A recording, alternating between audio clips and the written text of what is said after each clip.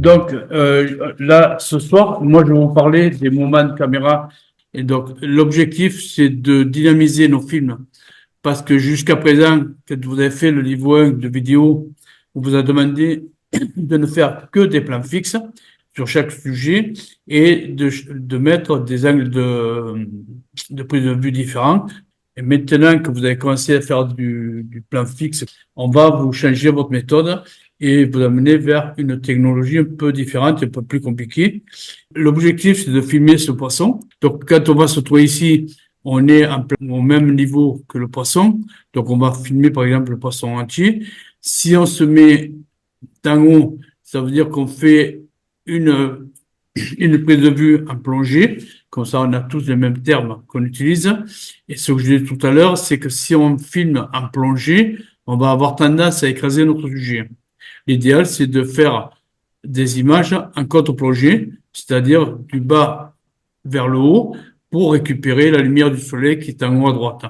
Car le soleil est toujours important dans notre image, et c'est pour ça qu'on va positionner nos phares en haut, au-dessus de notre objectif et légèrement à l'arrière, pour remplacer le soleil, car il nous manque souvent de la lumière artificielle. Donc, on va l'amener avec des phares au niveau 2, on va travailler le phare tout le temps. Et de préférence, deux phares pour avoir un équilibre de lumière entre la droite et la gauche de votre image. Attends, je vais couper le son. Voilà. Donc, on fait des plans fixes comme ça. Regardez mon poisson qui est devant nous, qui était joli. Voilà. Et il se passe pas grand-chose, mais on attend qu'il se passe quelque chose dans l'image. Et donc là, sur ce sujet-là, pour revenir à ce qu'on faisait avant, il aurait fallu prendre l'image, la couper à partir d'ici, et ça nous aurait suffi pour notre montage, parce que avant il se passait pas grand-chose. Et là, ça nous fait, voilà. Donc ça, c'est ce qu'on a appris jusqu'à maintenant à faire. On avait un sujet à photographier, on avait la prise de vue de loin, que vous a dit Denis, prise de vue d'ensemble, où on va mettre le sujet en valeur dans l'intégralité de son milieu naturel. On va faire une deuxième prise de vue un peu plus rapprochée et vous voyez, entre cet angle-là et cet angle-là, j'ai 30% d'écart entre les deux pour pas avoir de saut d'image. Et la prise de vue numéro 3, et je me suis encore un peu plus rapproché de mon sujet et en me rapprochant, je me suis franchement décalé complètement à droite, c'est-à-dire que là, je voyais le poisson entier complet. Et ici, sur le plan numéro 3, je vais filmer que son visage. Mais peut-être qu'au montage, je prendrai que le 1 et le 3. Si j'ai pas fait le 2, c'est pas dramatique, mais plus vous avez de plans sur le même sujet, plus vous aurez du choix pour travailler votre montage et ce sera plus dynamique. C'est pas pour ça que sur le plan 1, plan 2, plan 3 ou plan 4, vous allez mettre chaque fois 10 secondes de prise de vue. On va travailler sur des montages avec de la dynamique maintenant et on va mettre des plans courts de 2, 3, 4 secondes, 5 secondes selon ce qui se passe à l'écran. Mais on va travailler sur des plans très courts et en faisant des plans courts au montage, ça va donner de la dynamique à votre film. Si vous mettez une limace qui avance doucement sur votre écran sans bouger comme on faisait en V1, ça va être lassant pour le spectateur. Si vous mettez 10 secondes pour voir un lièvre de mer bouger, c'est joli, c'est intéressant si vous faites de la biologie pour expliquer ce que fait le lièvre de mer. Mais si vous mettez plusieurs plans sur votre image, vous pourrez arriver à 15 secondes et raconter l'histoire sur le lièvre de mer et ça intéressera votre spectateur. Le but, c'est toujours d'intéresser le spectateur. C'est pour ça qu'avant de faire une prise de vue, il faut toujours se poser la question, qu'est-ce que je vais faire de ma prise de vue? Et tout ce sujet qui est ici, c'est un scénario à lui-même. C'est-à-dire, chaque fois que je vais faire un animal, qu'est-ce que je vais en faire à l'arrivée sur mon film? Est-ce que je vais m'en servir, pas m'en servir? Et vous voyez, quand j'ai fait les 4 plans comme ici, je n'ai jamais fait de zoom. C'est moi qui me suis rapproché pour avoir de l'espace d'eau entre moi et le sujet le moins possible. Donc, moins de 30% pour pas avoir de saut d'image au montage. Et ça, vous verrez, on pourra laisser la semaine prochaine sur des images, si vous en avez, où il y a moins de 30%.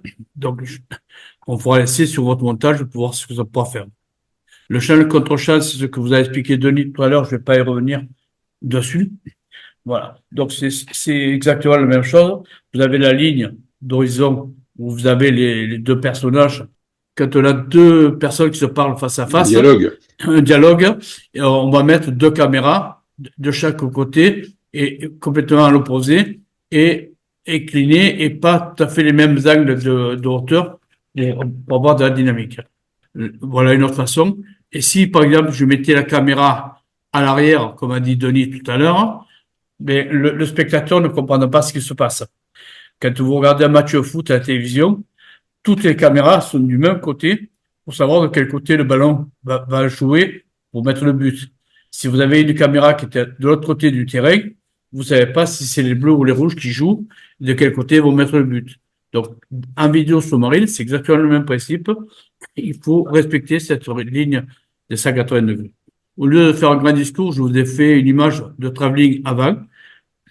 Donc, c'est moi. Donc, je n'ai pas fait de zoom. Je suis parti en avant. Et pour filmer une image comme ça en avant, il faut partir de loin. On palme et on va arriver sur notre sujet avec les palmes écartées pour être pratiquement en faisan neutre. Là, ce sont des images qu'on a fait à la GoPro. À la GoPro, c'est la difficulté qu'on va rencontrer en V2 par rapport au V1, c'est qu'on va faire des mouvements de caméra et vous avez vu que si vous regardez l'image, je vais le remettre, vous allez voir, le caméraman, il a tendance il a palmé un petit peu et on voit la caméra qui va de droite à gauche et on voit l'oscillation des palmes. Donc, pour pallier à ce genre de problème, quand vous voyez un élément comme ça que vous pouvez filmer, vous anticipez votre mouvement, vous mettez deux coups de palme assez puissants de loin et vous allez arriver comme si vous étiez un surfeur sur la plage, vous allez arriver mort sur le sujet que vous voulez filmer. Donc là, je vous ai mis un autre exemple de travelling avant.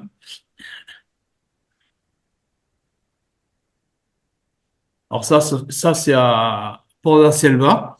Ce sont la Ponte des Cantars qui arrive une fois par an. Et vous voyez, là, on fait un travelling avant, où on avance. Et pour moi, je trouve que il n'y a pas de sujet intéressant. Et je ne vois, pour moi, c'est pas un plan que je mettrais dans mon film. Parce que il y a de tout qui se passe partout. C'est intéressant, c'est joli. Mais il va falloir choisir peut-être qu'un petit moment, les poissons bougent trop, on les énerve et on est trop près d'eux. Donc, il aurait mieux valu se mettre de loin et faire un plan fixe et les laisser pivoter, promener dans notre champ. Alors, un plan de transition, comme il était dit tout à l'heure. Voilà, il faudrait mettre un point de transition entre les deux. Mais c'est en faisant des essais, ça, ce sont des images que j'ai récupérées de stagiaires, hein, c'est pas que de moi. Donc là, on a fait un travelling avant, comme on parlait tout à l'heure, en plongée. Donc vous voyez déjà, c'est à mettre à la vidéo que le fond, on est au même endroit, que le fond est très foncé et il est mal éclairé par rapport à celui de tout à l'heure, hein. Vous voyez il n'y a pas de contraste, l'image est plate, elle n'est pas intéressante. Parce que on a perdu le soleil. Parce que on va du haut vers le bas pour se rapprocher de notre sujet. Là, il a commencé à se redresser légèrement, il est presque au même niveau que les cantars. Et donc, là, il a retrouvé un peu des couleurs. Mais vous avez vu qu'au début, d'être en plongée, on va écraser notre sujet et ça va pas dynamiser notre sujet. Et vous voyez, là, il est complètement à l'horizontale. Il s'est redressé, mais il a voulu aller assez doucement pour pas déranger les poissons. Les cathares, c'est une sorte de sard qui arrive de toute la Méditerranée et qui vient se reproduire pour la pleine lune au printemps à Port Selva. Et on ne sait pas pourquoi il vient se reproduire là. Dans les mouvements que vous allez avoir à faire, donc là, vous n'allez pas tous les réussir du premier coup parce que le travelling arrière, je ne vois pas le but, mais on nous doit nous en parler. Donc le travelling arrière, c'est le mouvement, au lieu d'aller vers le sujet, on part du sujet vers nous. Et je trouve, je ne vois pas l'intérêt. Voilà, là, on fait marche arrière. Alors pour faire marche arrière, c'est très compliqué, très compliqué. Et là, le collègue, il avait pris son binôme Et c'est le binôme qui le tirait vers l'arrière pour arriver à faire le plan parce qu'il n'arrivait pas à le faire. Il s'était mis au-dessus. Donc voilà, là, ça peut être intéressant, ça peut être à exploiter. Mais moi, ça me plaît qu'à moitié. Bon, après, voilà. Donc ça fait partie du moment de caméra que vous devez savoir faire. Et il faut que vous jouiez chacun avec vos caméras pour, euh, pour voir ce qui vous plaît, ce qui vous plaît pas. Il y a des moments qui vous plairont et d'autres moments qui vous plairont pas. J'ai une petite question. Oui, oui.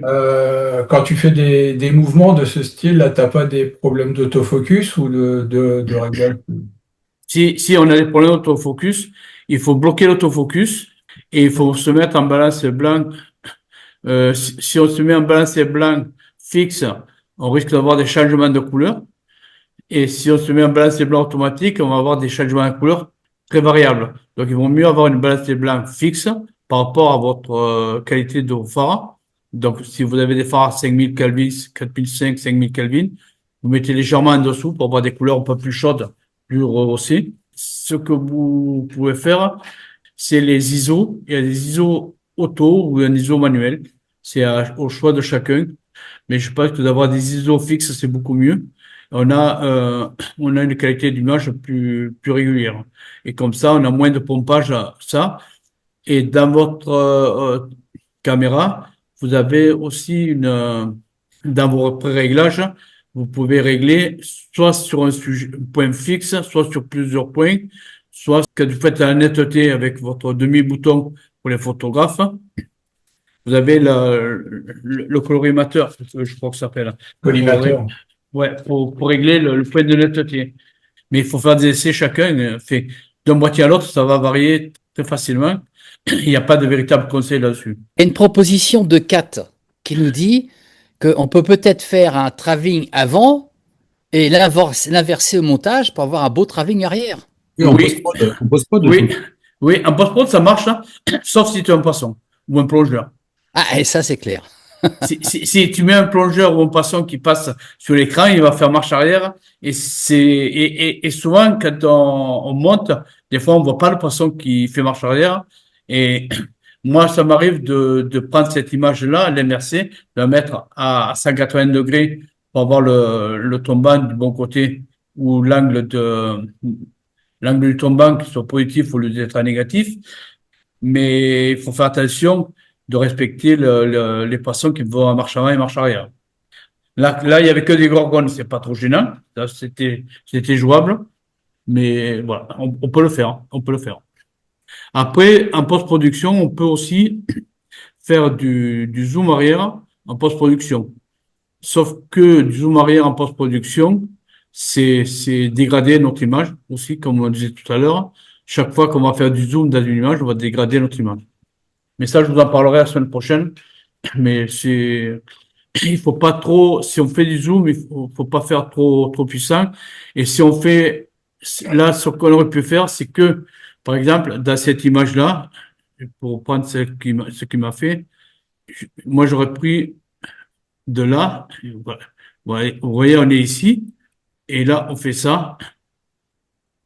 Voilà. Si je suis ici. Là, je vois ma gorgone qui est à peu près courte. Donc, je m'arrête là.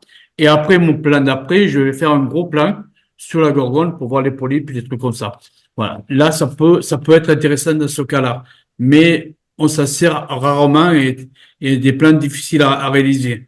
Il faut savoir le faire hein, parce que pour avoir votre PV2, il vous faudra savoir le faire, mais vous l'utiliserez pas après. Par contre, ce que vous allez faire régulièrement, et ça va vous arriver de plus en plus, c'est vous voyez un poulpe comme là, ici, et vous allez faire ça.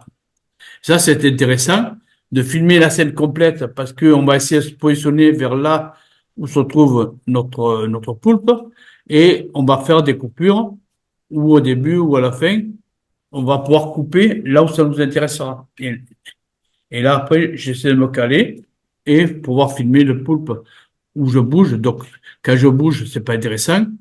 Et là, j'ai voulu me rapprocher pour voir les polypes des pieds. Et voilà. Donc, je vais prendre peut-être 3 secondes des polypes des pieds qui sont ici. Vous voyez? C'est pas parce que j'ai pris 40 secondes sur le poulpe complet que je vais me servir du poulpe.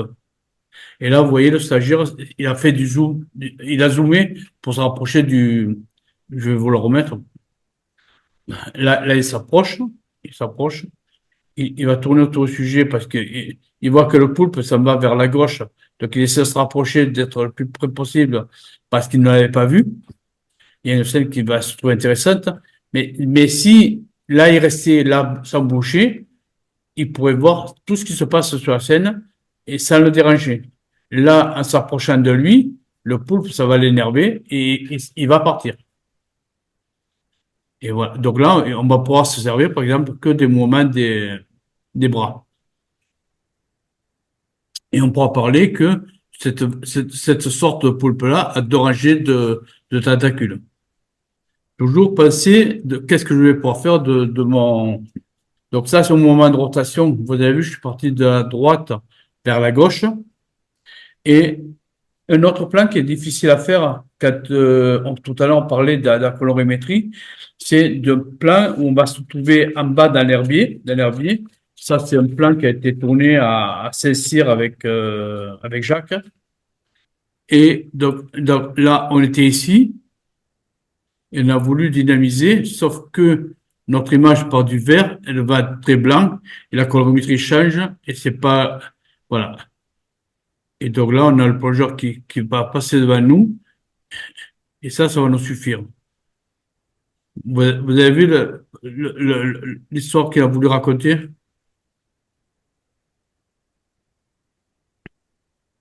Voilà. Là, c'était, voilà. Donc là, moi, j'aurais pris que ce morceau-là pour dynamiser mon film. Et là, j'aurais vu la Posidonie, et on va pouvoir parler de la Posidonie et du respect du plongeur par rapport à la Posidonie. Parce que pensez toujours, quand vous allez mettre des images dans vos films, que si vous mettez une image d'un plongeur qui touche le poulpe, il faudra pas le mettre dans votre film. Si le plongeur touchait la Posidonie avec ses palmes, il faudra le supprimer dans votre film. Parce que on est toujours pris en otage, comme quoi les vidéastes et les photographes, on abîme la Méditerranée ou la mer, et qu'on abîme les animaux. Donc, il faut se tenir à respecter l'environnement et respecter le milieu dans lequel on se trouve, où nous sommes invités. Donc, l'autre jour, on a un ami qui touchait un poulpe, qui le caressait, c'était très joli. Les tentacules du poulpe enroulaient sa main, c'était très joli. Mais moi, je dis, ce genre d'image, faut pas le faire voir. C'est comme à La Réunion, à l'île de la Réunion, comme sur Bali. Normalement, vous n'avez pas le droit d'éclairer une tortue. Si vous voyez une tortue et que vous la filmez et que vous éclairez la tortue et que votre film est projeté en scène, notre film est éliminé de la compétition. Parce que on a abîmé la tortue et pourtant on ne l'a pas touché. Moi, ça m'est arrivé de mettre des tortues de nuit, c'est pas gênant, hein, mais plutôt de loin et pas que le bec, pas que le bec. Le bec, on le mettra 2 jours et à ce moment-là, mes phares, quand j'arrive sur la tortue, je tourne mes phares sur le côté extérieur. Mes images, je vais les traiter en post-production pour éclairer ma tortue, mais ça sera en post-production. Et est-ce que tu utilises en plongée de nuit de la lumière noire ou bleue, Alors, comment on l'appelle ça? alors, cette année, mon objectif, c'était de faire de la fluorescence avec les coraux et les coraux de nuit, les coraux avec la lumière bleue. Pour idéalement faire du bleu correctement, il faudrait avoir un filtre jaune devant l'objectif. Mais ça fait partie de mon objectif 2026 d'éclairer la fluorescence des coraux. Et la lumière bleue et la lumière noire, c'est la même chose ou... Alors la lumière bleue ou la lumière noire, c'est la façon de parler qui est différente. Quand vous êtes en boîte de nuit, ceux qui vont en discothèque, vous avez les chemises qui deviennent toutes blanches. On appelle ça de la lumière noire. Mais pour avoir de la lumière noire, en réalité, c'est des lumières bleues ultraviolets qui vont éclairer et ça va faire ressortir votre blanc. Et nous, en automobile, si on veut trouver les fuites de clim sur les voitures, on va mettre la fluorogène jaune dans le circuit et on va mettre des lunettes sur nous pour voir l'effet d'infrarouge avec la lumière bleue qu'on va faire apparaître. Et c'est le filtre jaune qui va doubler l'efficacité de la lumière noire. La lumière noire ou lumière bleue, on l'appelle comme on veut. Bleu ou noir, c'est le terme qui change. C'est la réalité, on éclaire en bleu. Sur votre phare, vous allez éclairer en bleu. Et pour augmenter votre phénomène, il vous faut un filtre jaune devant l'objectif. D'accord. Ultraviolet à Mais- 450. L'ultraviolet à 450 Nm. Et après, comme vous dites, Denis, donc pour revenir à nos moutons, c'est qu'une fois qu'on a fait des plans de mouvement, au PV2 de nouvelle mouture maintenant, il va falloir savoir faire du plan rapproché ou d'un macro, on va l'appeler comme on veut, mais sans forcément avoir un objectif adéquat. Donc là ici, c'est fait pareil. Voilà. Oui, ça c'est un détail de l'étoile de mer qui est faite en Bretagne. C'est fait en Bretagne, ça. Et avec une GoPro. Donc, c'est pas du matériel super sophistiqué. Il n'y avait pas de lentilles devant. On était juste avec un objectif normal. Sauf qu'on s'est rapproché du sujet et on l'a éclairé un peu trop sur la gauche. Pour l'éclairage, c'est un peu trop éclairé sur la gauche, mais ça, c'est pas l'option de ce jour. C'était de faire plus en place sur le même sujet. Et ça, Yves, c'était une image faite en Bretagne dans des eaux très polluées. Et Jean-Marc, tu as le numéro de la GoPro? C'était une GoPro 8 ou 7, c'était pas une nouvelle. Hein. Ouais. Cette image-là, elle a déjà 5 ans, hein. 4-5 ans. Ouais, parce que les GoPro, maintenant, tu as une distance de mise au point qui est Qui qui est est assez rapprochée. Ouais, tu peux pas te rapprocher beaucoup, quoi. Une GoPro à moins de 10 si on est plus près de 15 cm, c'est flou. Et là, mon stagiaire était dans les 15-20 cm à peu près. Vous voyez, bon, l'étoile de mer est grosse quand même, hein, c'est une grosse étoile de mer. Donc, c'était plus facile que si on prend une étoile shérif. Mais ça nous permet de voir les détails de l'étoile de mer et de dynamiser notre film, vous voyez. Et Ouais. quand tu parlais tout à l'heure de lumière noire ultraviolet, tu as vu Oui. la photo qu'a mis Stéphane Le Gallais dans le chat? Voilà. Donc là, quand je suis ici, voilà. Donc là, c'est un céréanthe avec son pied dessous. Ceux qui vont aller à Bali, quand vous avez un céréanthe comme ça, regardez-les de près. Il y a des crevettes tors sur le tronc, souvent.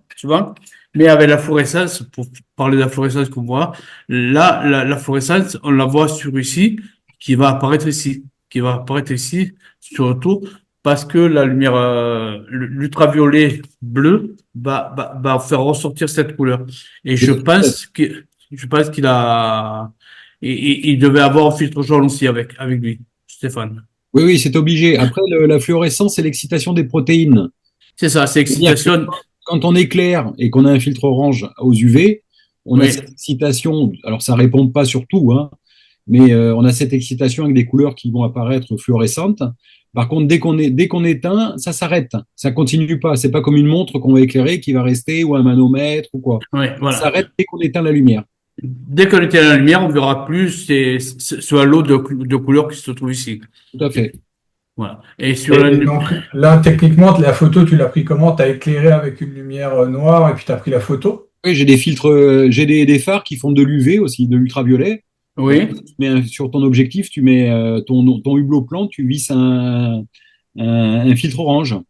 D'accord. Alors, si tu mets un filtre jaune, alors si tu as mis un filtre jaune, les tentacules auraient plus ressorti. Ouais, c'était pas orange, hein, c'est un filtre jaune parce que sinon ça fonctionne pas. Ah voilà, c'est parce que tu viens de dire filtre orange, c'est pour ça que Par contre, il faut envoyer beaucoup de watts hein, de lumens, hein, parce que il faut sinon, il faut les mettre à fond parce que le filtre jaune va prendre de la lumière, Voilà. Et donc, le plus important, c'est d'éviter de faire des ralentis trop importants sur vos images ou des accélérations.